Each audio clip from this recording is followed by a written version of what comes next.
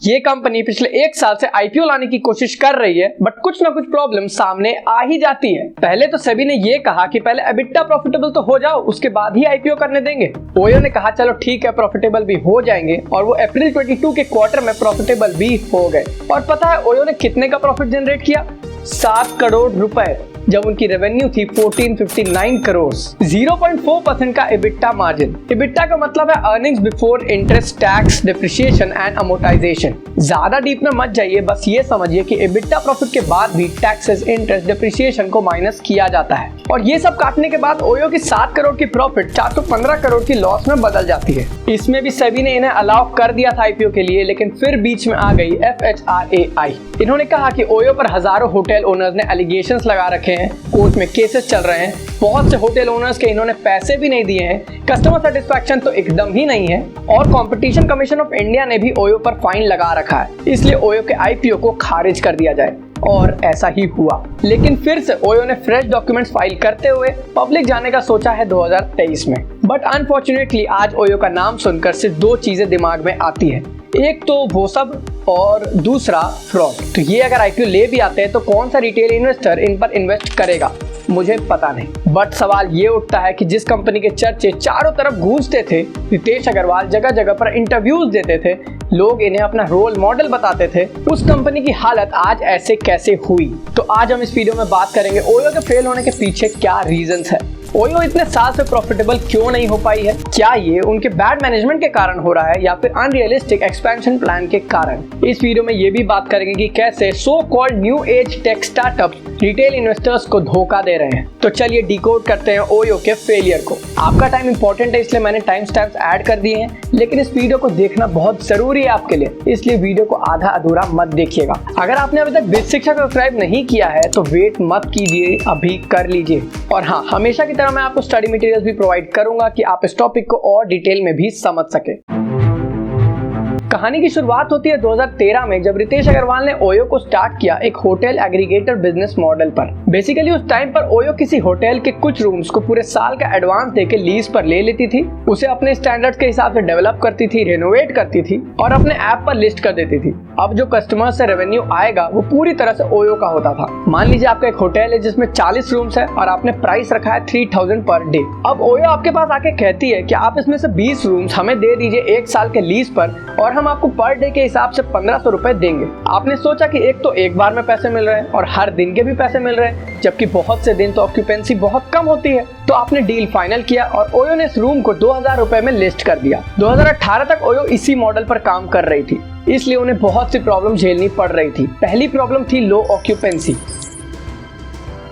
OYO पूरे साल के पैसे तो दे देती थी, लेकिन हर दिन रूम्स नहीं भरने के कारण उन्हें बहुत लॉसेस हो रही थी। और दूसरी प्रॉब्लम थी no check on customer intentions. देखो सिंपली बताएं तो ओयो के रूम्स अफोर्डेबिलिटी के कारण कपल्स के बीच बहुत फेमस होने लगे थे, और बेसिकली ओयो ने ये इंटेंशनली भी किया था क्योंकि वो कपल्स के प्रॉब्लम्स को सॉल्व करना चाहते थे। लेकिन ओयो के रूम्स में बहुत ज्यादा तादाद में अनमैरिड कपल्स, ड्रगीज, प्रोस्टिट्यूट्स आने लगे और ओयो लव होटल की एक सिनोनिम बन गई। अब लोग होटल चलो बोलने के बजाय ओयो चलो बोलने लगे। ओयो को लगा कि ये स्ट्रेटजी उनके लिए प्रॉफिटेबल है, इसलिए उन्होंने इस प्रैक्टिस को बंद नहीं किया, लेकिन एक्चुअली ये स्ट्रेटजी उनको बैकफायर कर गई। फैमिली और बिजनेस वाले ओयो के रूम्स को बुक करने से परहेज करने लगे। ओयो की इमेज इतनी खराब हो गई कि हजारों कॉमेडी वीडियोस भी बन गई उन पर, और हर कोई ओयो को लव होटल के रूप में ही दर्शा रहा था। लेकिन रुकिए, अभी तो कहानी की सिर्फ शुरुआत हुई है। 2018 के बाद ओयो ने अपने बिजनेस मॉडल को चेंज करते हुए फ्रेंचाइजी मॉडल को अपनाया। इस मॉडल में ओयो होटल ओनर्स को कहती थी कि आप हमारे ब्रांड नेम के अंदर काम करेंगे और हमारे ही रूल्स एंड रेगुलेशंस को फॉलो करेंगे। अब जितने भी रूम्स ओयो के थ्रू बुक होंगे उसमें 22 से 30% ओयो कमीशन चार्ज करेगी। लेकिन इसके साथ ओयो एक और प्रॉमिस कर रही थी, क्योंकि ओयो की फ्रेंचाइजी लेने के लिए होटल ओनर्स को पे करना पड़ता था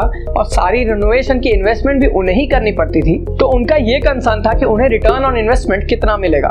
इसके लिए ओयो ने होटल ओनर्स को कहा कि हम आपको मिनिमम गारंटी देंगे। फॉर एग्जाम्पल, ओयो ने आपसे कहा कि हम आपको मिनिमम गारंटी देते हैं कि आपके पास 2 लाख रुपए की बुकिंग आएगी। तो अगर आपके पास 2.5 लाख रुपए की बुकिंग आई तो आपको 2.5 लाख के हिसाब से पैसे मिल जाएंगे, लेकिन अगर 1.5 लाख की बुकिंग आई तब भी आपको 2 लाख रुपए के हिसाब से पैसे जरूर मिलेंगे और इस प्रॉमिस के कारण हजारों होटल ओनर्स ओयो के साथ जुड़ गए। बट प्रॉब्लम यहीं से शुरू हुई। करीब 20,000 होटल ओनर्स ने ओयो के अगेंस्ट कंप्लेन किया है और उनमें मेनली 3 रीजंस हैं। सबसे मेन रीजन है lack of transparency and hidden charges. बहुत से होटल ओनर्स का कहना है कि ओयो मंथली स्टेटमेंट्स में कुछ भी अनरियलिस्टिक चार्जेस काट लेती है जिसके बारे में उनको कुछ पता ही नहीं होता और उन्हें पहले से बताया भी नहीं जाता है। और जब वो पार्टनर सपोर्ट को कॉल करते हैं तो उन्हें टाल दिया जाता है और उन्हें उनका रिफंड नहीं मिलता है। ओयो कहने के लिए जो 22% कमीशन लेती है बट वो हिडन चार्जेस ऐड कर करके 40-50% तक काट लेती है और कभी कभी तो होटल ओनर्स को मंथ के एंड में ओयो को ही पैसे देने पड़ते हैं। दूसरी एलिगेशन है no transparency in prices. OYO जब होटल ओनर्स के साथ टाई अप करती है तो एक प्राइस बैंड फिक्स करती है, जैसे हम आपके होटल को 1000 से 2500 के रेंज में रखेंगे,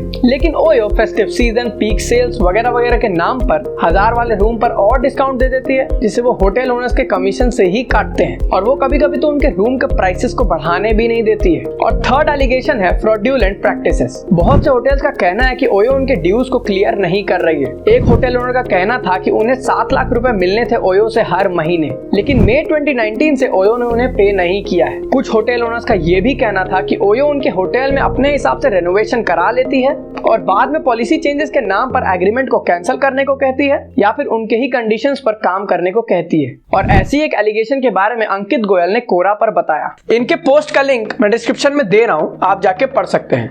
लेकिन इनके केस में एक बहुत इंपॉर्टेंट बात थी। जब इन्होंने ओयो पार्टनर सपोर्ट से उनका ईमेल आईडी मांगा तब उनका कहना था कि उनका कोई ईमेल आईडी है ही नहीं। मेरे हिसाब से ऐसा इसलिए किया गया होगा क्योंकि ओयो नहीं चाहती थी कि पार्टनर्स उन्हें ईमेल पर कंप्लेंट्स करें, क्योंकि किसी भी केस में ईमेल एक बहुत अच्छा प्रूफ साबित हो सकता है। इन्होंने इससे रिलेटेड एक कॉल रिकॉर्डिंग भी पब्लिक की है उसी पोस्ट में। इंटरेस्टिंगली ये सारी एलिगेशन सिर्फ इंडियन होटल ओनर्स ने नहीं लगाई है, यूएसए के होटल ओनर्स ने भी सेम एलिगेशंस लगाई है। अब जब होटल ओनर्स ही खुश नहीं है तो कस्टमर्स को प्रॉब्लम होना तो लाजमी है। होटल ओनर्स ओयो पर अपने लिस्टिंग को डिलीट कर देते थे, फिर भी ओयो उनके होटल को लाइव रखती थी क्योंकि उन्हें अपने नंबर ऑफ लिस्टिंग्स को बढ़ा के दिखाना होता है। और जब कस्टमर बुकिंग करता है उस होटल में तो होटल वाले उन्हें रिजेक्ट कर देते हैं उनके चेक इन के टाइम पर और ये कहते हैं कि ओयो से हमने टाई अप तो 2 साल पहले ही खत्म कर लिया था, हम ओयो से कोई बुकिंग लेते ही नहीं है। और बहुत बार ओयो कस्टमर्स को इतना ज्यादा डिस्काउंट दे देती है कि होटल ओनर्स कस्टमर्स को एक्स्ट्रा पे करने को कहते हैं। और ऐसा ही हुआ मेरे एक फ्रेंड के साथ भुवनेश्वर में। जब उसने ओयो में कंप्लेन किया तो 3 घंटे बाद 2 किलोमीटर दूर दूसरे होटल में उसे शिफ्ट किया गया। एक 9 लोगों के ग्रुप के साथ तो इससे भी खतरनाक चीज हुई। उनका जो होटल था वो एक्चुअली एग्जिस्ट ही नहीं करता था। उनके होटल के एड्रेस पर बैरन लैंड थी। ओयो को लगातार फोन करने के बावजूद उन्होंने कोई सपोर्ट नहीं दिया। क्रिसमस का टाइम था तो उन्हें रात के 2 बजे दूसरे होटल में जगह मिली, वो भी डबल रेट्स में। उस होटल के पेज में हजारों कस्टमर्स ने यही लिखा था कि यहाँ पर कोई होटल नहीं है, फिर भी ओयो कोई एक्शन नहीं लेती थी। और इतना ही नहीं, हजारों कस्टमर्स को बहुत सी प्रॉब्लम्स फेस करनी पड़ी है ओयो में बुकिंग करने पर। और अब ये चीज सोशल मीडिया पर इतनी ज्यादा फैल चुकी है कि ओयो की इमेज पूरी तरह से नेगेटिव हो चुकी है। लेकिन एक सोचने वाली बात है कि ओयो में ऐसा हो क्यों रहा है। इसका सबसे बड़ा रीजन है और एक्चुअली मेन रीजन है हैवी लॉसेस। एक्चुअली ओयो ने अपने इंसेप्शन से ही कैश बर्न करना स्टार्ट कर दिया था। उनके सबसे बड़े इन्वेस्टर सॉफ्ट बैंक ने उन पर फास्ट एक्सपेंशन करने का प्रेशर डाला। इन्होंने अपने फंडिंग को यूज करके कस्टमर्स को हैवी डिस्काउंट्स दिए, होटल ओनर्स को मिनिमम गारंटी दी और बहुत तेजी से राइज भी किया। सिर्फ 2017 से 2018 तक इनकी बुकिंग 6 टाइम्स बढ़ चुकी थी। 80 कंट्रीज में 800 सिटीज में इन्होंने 43,000 होटल्स को एक्वायर कर लिया था, लेकिन सिर्फ कैश बर्न करके। और ये कितने दिन तक कर सकते थे? लॉसेस कम हो ही नहीं रहे थे। और अब सॉफ्ट बैंक ने इन पर प्रॉफिटेबल होने का प्रेशर डाला और इन्होंने अपने रेवेन्यू और प्रॉफिट्स को बढ़ाने के लिए जल्दबाजी में अपने ही होटल पार्टनर्स के साथ धोखा करना स्टार्ट कर दिया। या फिर ये कह सकते हैं कि इन्हें अपने बात से मुकरना पड़ा, अलग अलग दाव पेच अपनाने लगे अपने पैसे बचाने के लिए।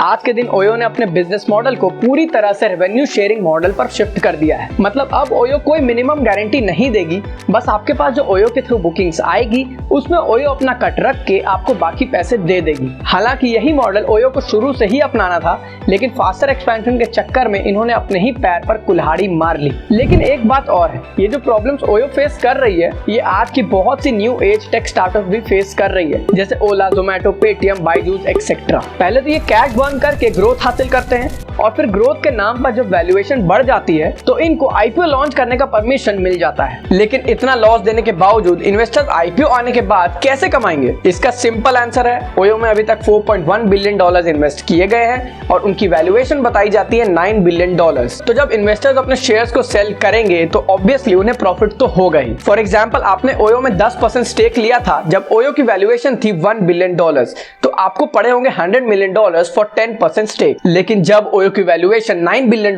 हो गई तब आपके 10% स्टेक की वैल्यू $900 मिलियन हो गई। लेकिन करंट सिनेरियो की बात करें तो ओयो के इन्वेस्टर्स को ज्यादा प्रॉफिट नहीं होगा, क्योंकि रिसेंटली ओयो के लार्जेस्ट स्टेक होल्डर सॉफ्टबैंक ने इनके वैल्यूएशन को $2.7 बिलियन तक श्रिंक कर दिया है। और ऐसा इसलिए किया गया कि ओयो को कम से कम आईपीओ लाने की परमिशन मिल जाए। और आप सबको भी एक बात समझनी बहुत जरूरी है, ये जो कंपनीज की वैल्यूएशन आप सबको बताई जाती है $1 बिलियन, $10 बिलियन, ये सिर्फ एक असम्पशन होती है। कोई रेगुलेटेड बॉडी स्टार्टअप्स की वैल्यूएशन नहीं करती है। इनके इन्वेस्टर्स को जो मन में आता है वैल्यूएशन देने का, वो उतना वैल्यूएशन दे देते हैं और वही अनरियलिस्टिक वैल्यूएशन लेके ये कंपनी सभी के पास पहुंच जाती है आईपीओ लाने के लिए। अब आप ही सोचिए, बायजूस जैसी कंपनी जो लॉस दे रही है 4,000 करोड़ का, उसे 1,80,000 करोड़ का वैल्यूएशन किस सस्ते नशे में दिया गया होगा। इसलिए ये आपकी जिम्मेदारी है कि आप इनके वैल्यूएशन के चक्कर में मत पड़िए। कंपनी की फंडामेंटल्स देखिए और उनके वर्क कल्चर को देखिए, क्योंकि बहुत से स्टार्टअप्स का वर्क कल्चर बहुत खराब है